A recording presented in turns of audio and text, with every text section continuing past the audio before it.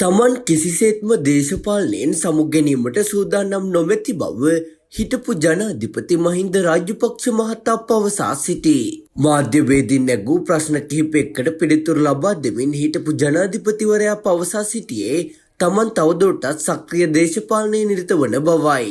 එහිදී තමන් රට වෙනුවෙන් ඉටු කළ මෙහෙය ප්‍රමාණවත් නොවන බව තමාට හැඟෙන බව ඔහු සඳහන් කළා.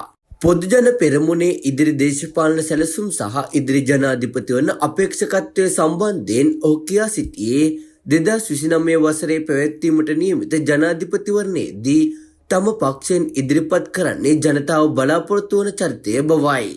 නවමල් රාජපක්ෂ මහතා ඊළඟ ජනාධිපතිවරණයට ඉදිරිපත් කරන්නේ දැයි මාධ්‍යවේදීන් විමසූ ප්‍රශ්නයකට පිළිතුරු ලබා දෙමින් හිටපු ජනාධිපතිවරයා සඳහන් කළේ බලහත්කාරයෙන් කිසිවෙකුවත් ඉදිරිපත් නොකරන බවත් ජනතා ඉල්ලීමක් පවතින්නේ නම් පමණක් ඒ පිළිබඳව තීරණය කරන බවයි.